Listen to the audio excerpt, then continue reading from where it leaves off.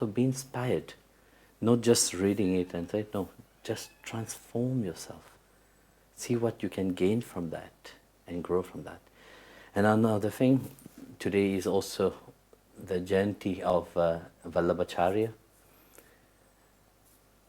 which was a great saint. He is the founder of one of the four Sampradaya.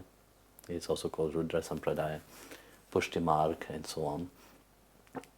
So he was a great devotee of Giridhariji, or Giriraj, you know.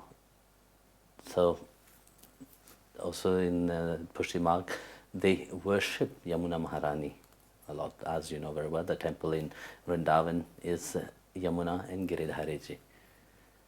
And also the Christian, the Orthodox from the East, the Eastern Orthodox, it's celebrating Easter. I wish you all a happy Easter, you know, and Christopher Christi and Christos Anesti to all, everybody. So I'll ask Jai Gopal to ask your question. Dear Guruji, could you please explain the difference between the devotion of Shiva and the gopis? Both are said to be the best of devotees and great examples, but they are quite different. Does it matter which example we take? Look,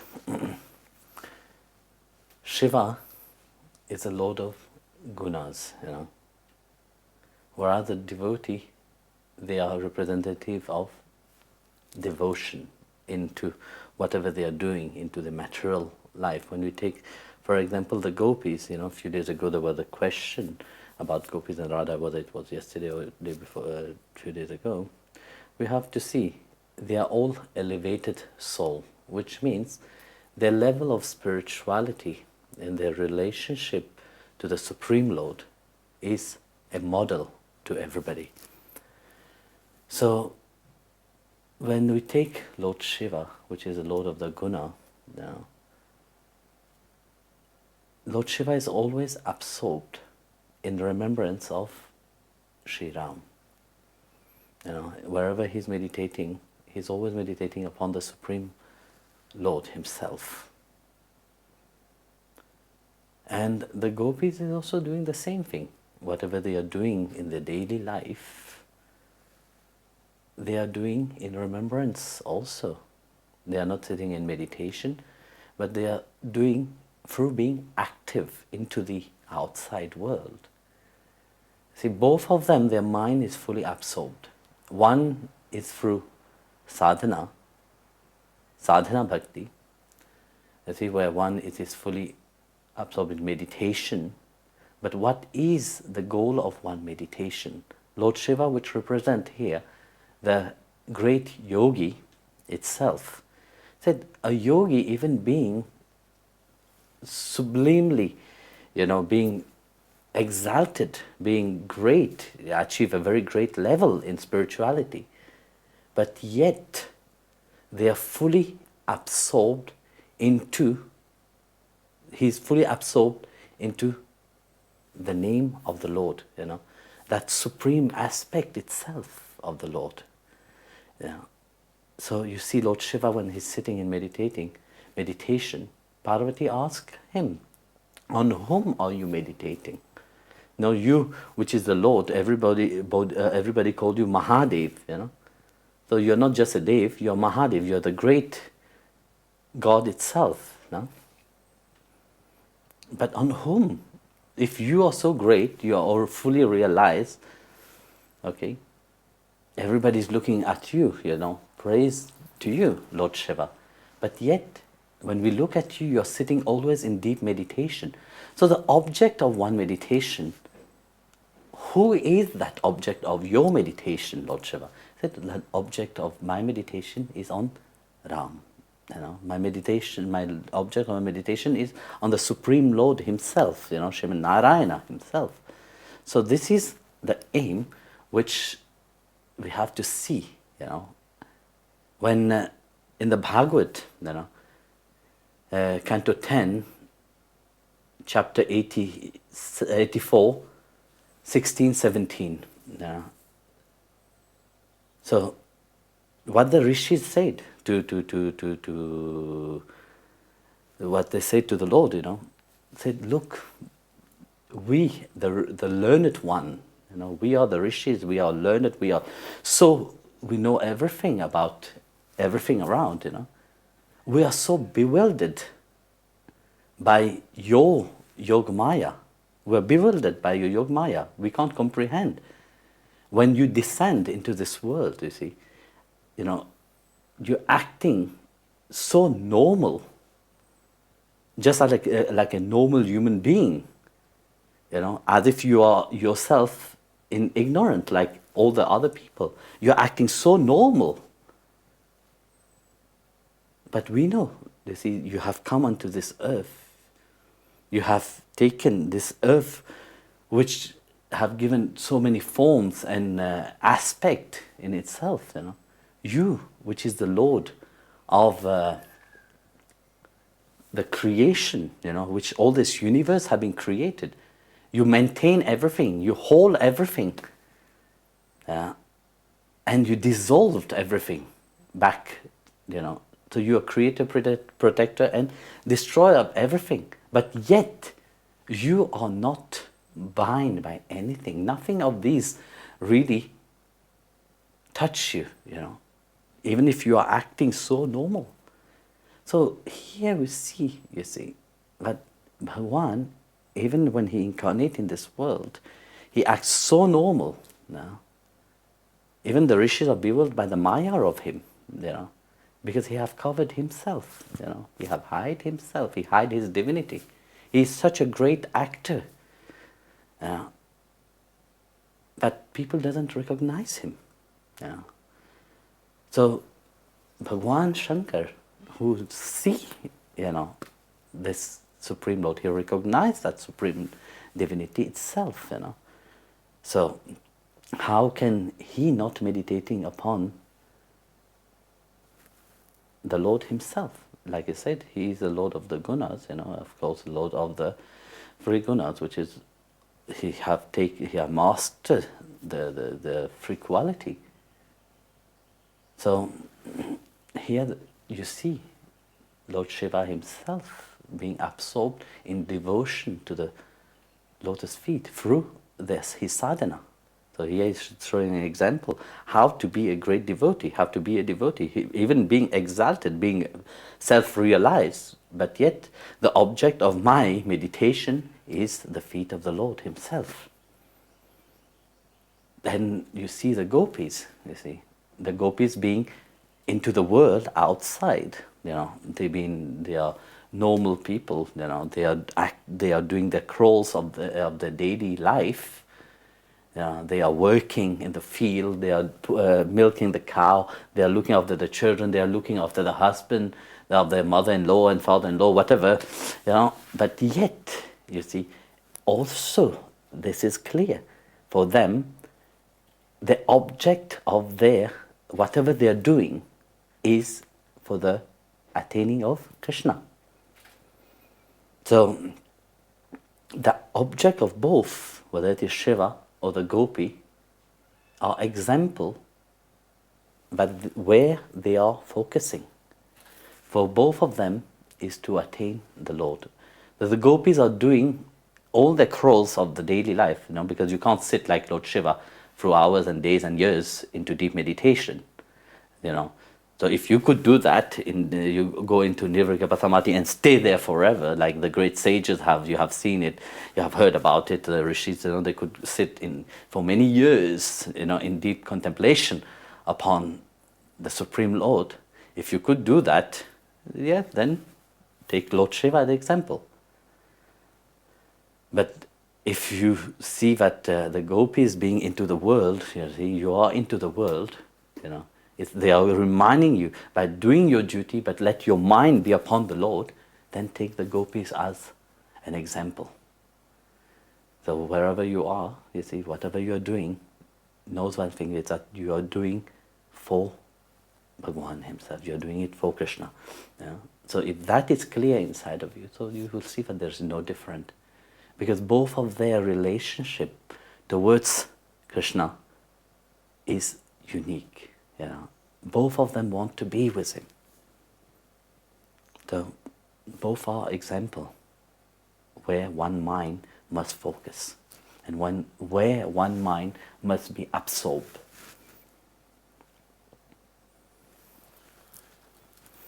Guruji, doubt is a huge challenge on our spiritual path. What is the best way to overcome it? Is it better to ignore it or face it? You see, doubt is a natural thing, it will happen. Because why do you have doubt? Firstly, because you are not fully absorbed into your path itself or into yourself. So doubt may arise, especially at the beginning. But doubt is such a poison. If you start feeding it, you will be the one which will suffer afterwards. Because you see, doubt, when you have doubt inside of you, of course you start to think. This is your free choice, you have that freedom to think whatever you want. But to entertain that when deep inside of you, you know that it is not like that. A doubt, what is a doubt? When you have something, a doubt, it is something that it is unknown to you. Let's say you are on your path and somebody come and tell you something. And of course, straight away, because of your samskaras from the path, the mind starts to think about.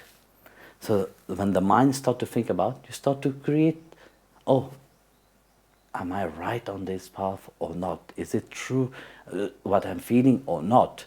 But what you're feeling, that is your reality. It's not somebody else's reality. People knows what their reality for themselves, but you don't know about their reality. You know only about your reality, what you feel inside of you, So can somebody say what you feel inside of you, change that? No, you can't. What you feel inside of you, this is your truth. So you have to learn to trust. So doubt is an absence of that trust. So when there is not this full trust in your path, in yourself, in your feeling, in the Guru, in Srimad Narayana, of course, then outside can influence you, or yourself, you can influence yourself, because your mind, due to some samskaras from the past, it can jump again. So, the best way, firstly, whenever you perceive doubt, just don't go into it, or see whatever it is in a positive way. Because you see, in everything, there is two ways of seeing.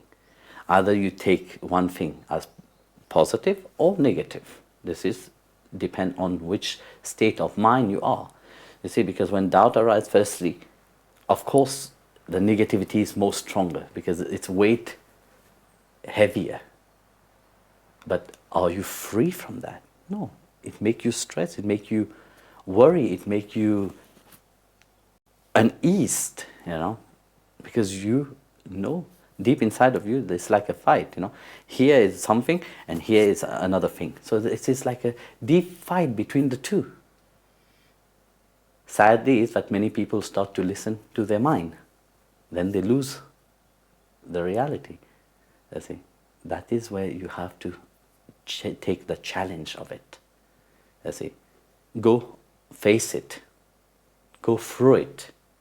But like I said to you, first you have to become strong in yourself. You have to be strong in your feeling.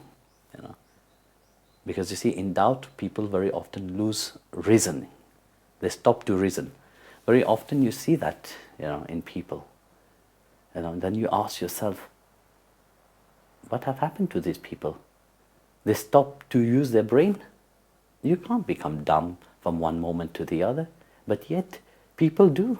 It does happen. So, and naturally, you see, if you turn towards that doubt and go into that path, of course you will not feel good with yourself. So due to you not feeling good with yourself, what you would like to do? You want to feel good back. How would you feel good? You will start to put that doubt upon other people, others. You want to share what you have, If you have good things inside of you, you like to share it with others. And when you have dirty things inside of you, it's also you want to share it, you know. It's like a garbage, you know, you're overfull with garbage, you want to you want to put that garbage and throw it upon other people. And doubt is such, you know, but you bring it and throw it on other people. Do you think you will feel good? No, you will never feel good. Even if you appear to feel good, you know, you will never feel good. Because you know very well you are going against your true nature. You're going against what you feel inside of you. So when you go against what you feel inside of you, even if you are poisoning others, you are throwing your dirt on other people so that they can tell you, yes, you are right, and praising you for, wow, you have opened my eyes and all this shit, you know. But this will not help you. Because it will always create a certain, am I truly right or not, inside of me. There's a beautiful story, you know.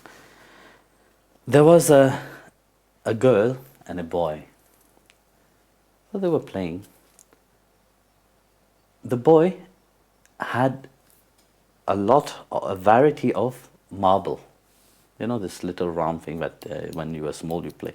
So he had a variety of that. And he was very proud of it. And the girl had a variety of cookies, candies with her. So the boy approached the girl and said to the girl, let's do an exchange. I will give you all my marble. You give me all your candies. And the girl said, okay, that's fine. So as he was giving all the marble, he kept the most beautiful marble and the biggest one, he kept it, he hid it. And he gave all the others to the girl. And the girl gave all the marble, all the cookies, candies to the boy. And that night, the girl slept wonderfully. Yeah, she was pleased, she was happy because she was free. She had given all what she had. But the boy could not sleep. Why would the boy could not sleep? Because inside his consciousness start to reproach him. So firstly. Secondly, his mind start to think. Because you see, when you have done something like that, your mind start to think about, you know, I have taken this marble. Maybe she have not given me all the candies, you know. She also have hid the best candies. So like that, he could not sleep. So like that also, you see, people who cultivate doubt in the mind, they are never free. Because you see, when you go into a certain path or certain direction in life, you have to try to give your best. I would not say 100% because it's impossible, but at least you have to try your best, you know. So if doubt is there, doubt will always try to stop you. You know, you will never be able to give your best into it. So look at it and transcend it, you know, or transform it. Or if you can't do, just ignore it. So, next. I practice Atma Kriya Yoga, but I don't understand why your devotees keep telling me I need you. Sorry, you practice Atma Kriya. But okay. Don't understand why your devotees keep telling that I need you. That they, okay, the person needs you. I see that many are weak, unhappy, and don't care about people, but for their murtis instead. They beg God and they think they are better than others. Is this really your teaching? No, actually, my teaching is not that. You see, the point is that very often you have to see one thing. You know, in your question, we have to break this question into many parts for you to understand, you know. Firstly, you are doing Atma Kriya Yoga. Of course, you don't need to be devotee, you know, you can practice it. Nobody is telling you that you are not, nobody's, well, they are telling you you need me, though. You don't need me. You are practicing, that's fine, you know. And secondly, in your question that you said, you know, they care more for the deity than the people, which is not true. I know the devotee. I have always tell them, service is the most important thing, and caring for others is the most important thing. What you have to see also, for them to say that because you are practicing Atmakriya, that you need me, it's also, in a way, they said, oh, they have tasted something different. I want you also to taste something different. It's not in a bad way they are telling you that. And also one thing you have to understand, a devotee life, what the devotee have, it's different from what the mundane people have. I think for them, they have find their way to happiness, through a certain way. And they are happy about that.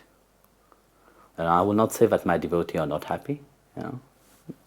Maybe there's one or two which is not happy, but you can't expect, because devotion comes in many ways, So it can be that also being unhappy is a form of devotion. So, actually, you see, what is the aim of a devotee? You have taken shelter to the master. So the master normally become the center point of everything for you. Ramanujacharya, he gave 82, prominent words that he said before he passed away. He said, worship, give the same respect as you worship the deity to the acharya. And also he said, treat every devotee with equal respect. So it's not about disrespecting anybody. It is out of happiness that they say, yes, you must be like this, or you must, because they have tasted something which is what makes them happy. You see, if you have tasted something which makes you happy, naturally, what would you do? You will give it to others also to be happy. That's why. Sometimes, of course, they don't know how to approach people, in which attitude they approach people. This is a different matter. But if they have find their path, you see, they have find their aim and goal in life, which many have not. What is the most important thing about that? What is why not? You go through lives. You say yes, you are happy. If you see your life before, and your life when you find your spiritual path, your spiritual master, and you are centered into that, what great joy that will be. Because you see, not in every life that one finds the spiritual master. And if they realize that and they have the deep feeling inside of them that it is, why should I be different? Why should I be how you want me to be? No, a devotee, they have to be how a devotee is. And of course, you see, sometimes their action will be completely different, from what people expect. You say they are serving the deities more. Of course, this is their aim. The aim is not about serving the deity. For them, the deity is not just a metal statue. They are focusing upon that essence which that deity holds. And that essence which that deity holds. How can a mundane people understand that? Because we see when the mundane people look at a statue, they see only the surface of the outside, but they are not exalted to see what is beyond that. A devotee feels a different relationship to that, even if it is just a piece of metal or stone or wood or whatever, But that essence which is behind everything, and that's what the devotee really perceived. Do you think by taking a piece of a stone and carve it into a form and you worship, that's it? No, it is not that. The person is not creating a relationship to the metal, but to that essence which is behind that. To that essence which prevails over everything. You see, if God through faith can energize that deity and make it alive, imagine that, how great it is. A few days ago I was saying, chapter 9, verse 11, when Bhagavan said, I come into this world, chapter where he said, I come into this world by my own, nobody can really recognize me, How would one recognize him? Only when you have a certain relationship to him, then you can recognize him. If you don't have a relationship to him, why would he reveal himself to you? It will not. So the devotee, they have a certain relationship to that deity, where they feel something deep. Very often people say God doesn't have a form, but we should just sit and meditate upon the formless, which is so absurd, When Krishna himself, chapter 4, verse 6, he said, I incarnate into this world, by my own will, me, which is unborn, which is imperishable, which is the Lord of all being, I come into this world by my own Yog Maya. So I cover myself again, like I was saying before, the Bhagavad, Bhagavatam, Canto 10, 84, 16, 17, where Lord Krishna himself said, I come into this, the yogis said, but here, chapter 4, verse 6, he said, I come into this world by my own will, and I cover myself by my own Yog Maya. But how would one really understand that? One will not really understand it if you have not transcended a certain reality, if you have not reached upon a certain level. That's why many people say, yes, the Supreme can't take a form. Why are you meditating upon a statue, or you're meditating upon Lord Krishna, and so on. But how people who doesn't have a relationship with the divine, who doesn't understand truly that what is a relationship really means, they will not understand what the devotee is going through inside when the devotee is serving the deity itself. So that's why they will say, just imagine in one instance, okay? We talk about very often people say God doesn't have a form or whatever, which is absurd completely. That Lord which have created the whole universe with form, with aspect, with colors, with beauty, with all kind of aspect. Do you think that Lord which will that everything happen can't will a form for himself? Then he can't be God. So through bhakti, through devotion really, those who have that relationship to their deity, to the divine itself, their mind don't function the same way. They have excelled that reality. For them, they dwell for the service of the Lord, for the service of the Guru. Why would they serve a mundane world which will lead them nowhere? When we talk about upasaka, there's a word called upasaka. What does that mean? Upasaka means somebody who emotion and thought and the heart is continuously focused upon one aspect of the divine, focused with single pointedness. So that aspect becomes one reality. It's not a God which is, I'm praying to the air, to a void, or I'm praying to a nothingness. What can you have a form, you have a mind, How can you pray to an emptiness? You can't. So you need something to build up a relationship. So if Bhagwan have taken a certain aspect, Guru and Guru have come to lead one for what purpose? The Guru's life is to lead one to the lotus feet of the Supreme Lord, make one ready. So if one the Lord have seen that one is ready and have sent the Guru to their path, why not surrender to the Guru's feet and really go directly in focus mind, body and spirit upon that path itself? They will not concentrate upon something which is mundane.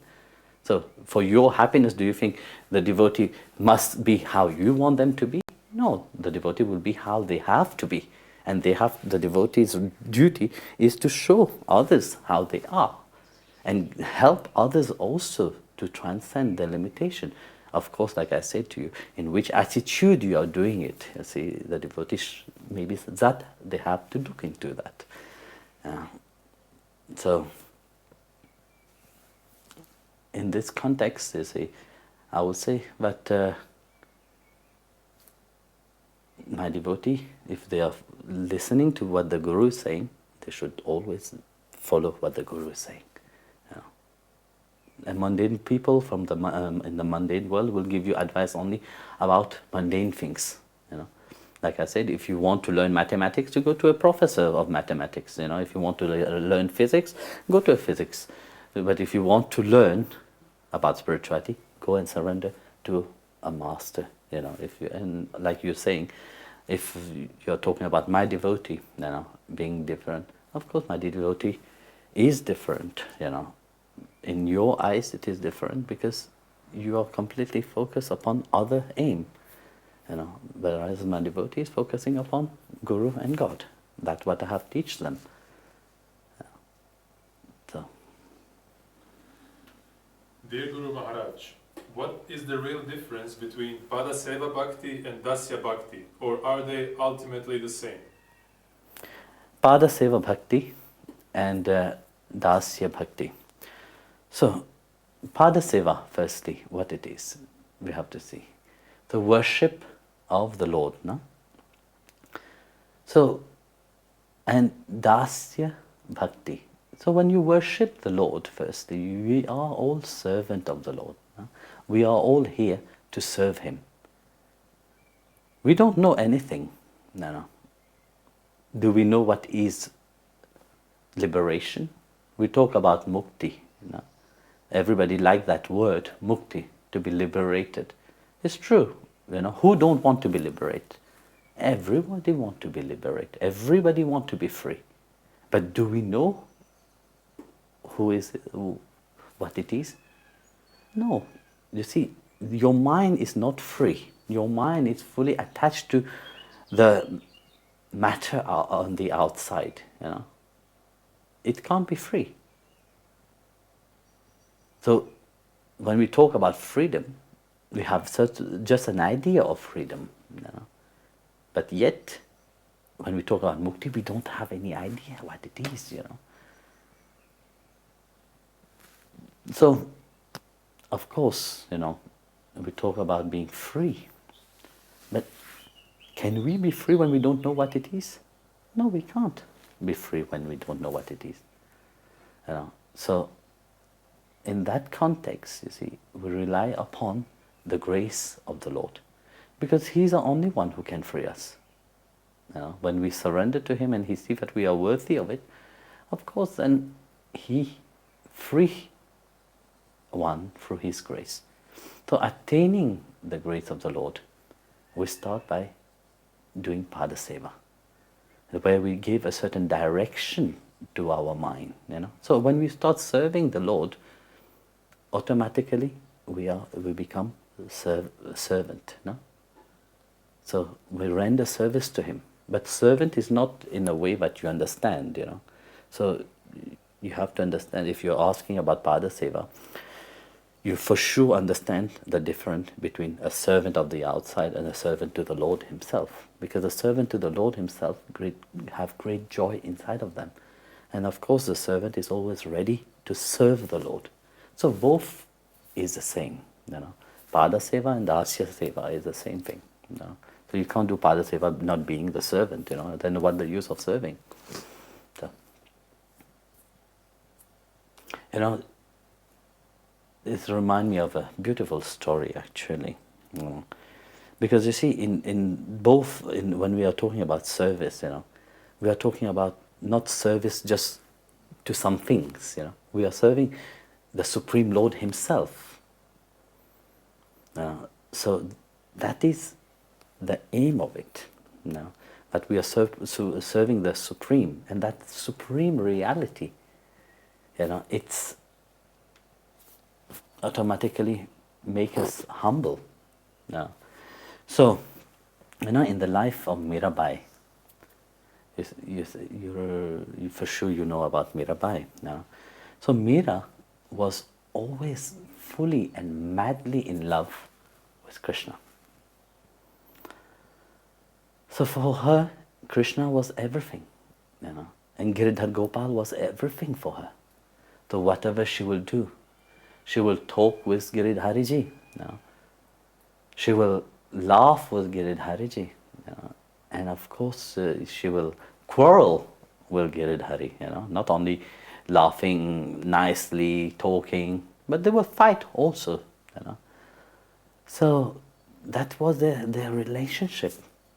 And of course, from looking from the outside reality, of course we will see from somebody which is outside, we'll see that, oh my goodness, they are mad, these people. She's mad, she's talking to Giridhar Gopal, this little statue, and she was smiling, talking, she appeared crazy. And of course, you see, her husband, she was married, she was a princess, she was married to a prince. And of course, you see the prince seeing that Giridhar Gopal is getting all the attention, he became jealous. So one day, he called Mira and said, okay, you love your Krishna so much. Okay.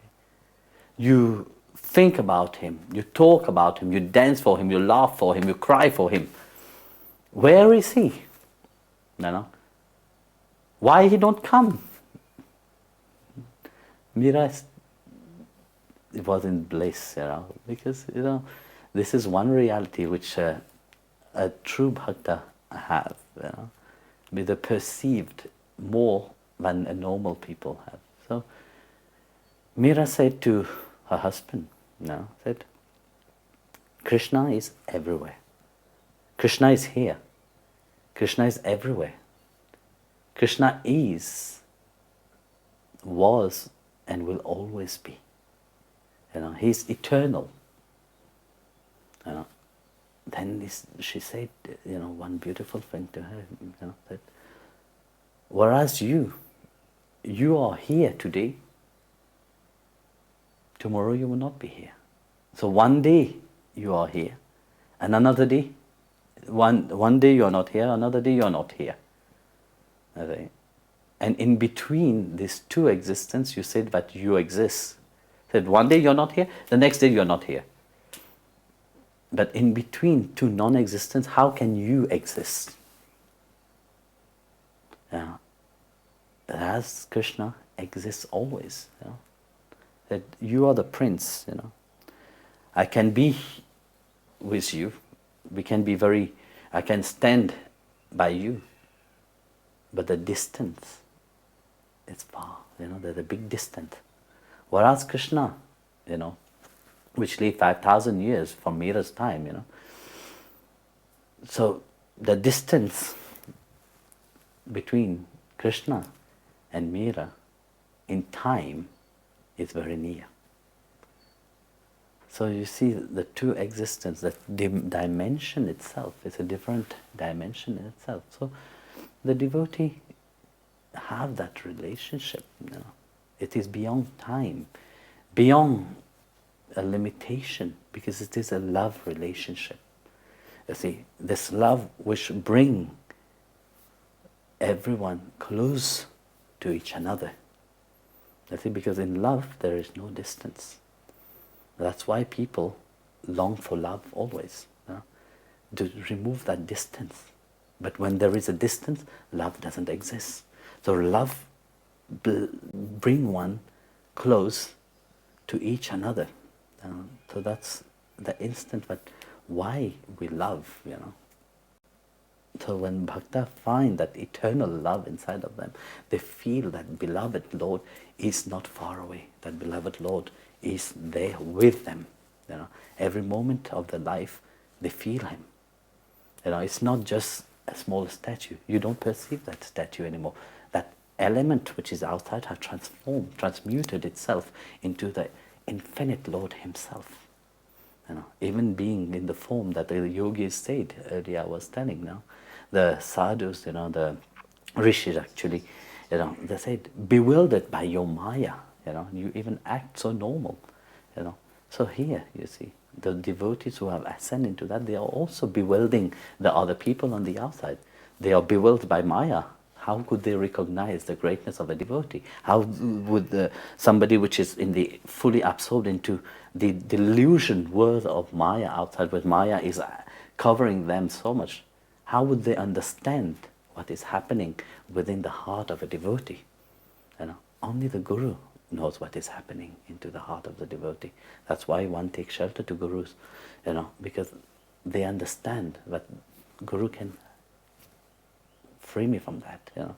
And it is through the grace of Guru that I have left that mundane reality into this reality, you know, that I have found my path, my way, you know, which I'm feeling that love and surrender, you know, where Bhagwan himself, God is not just a concept, but God is a reality, you know, and that reality, because through the word of the Guru, you know, through the trust that I have in the Guru, of course, that become the reality and the descent of the grace of the Lord upon that devotee itself happened.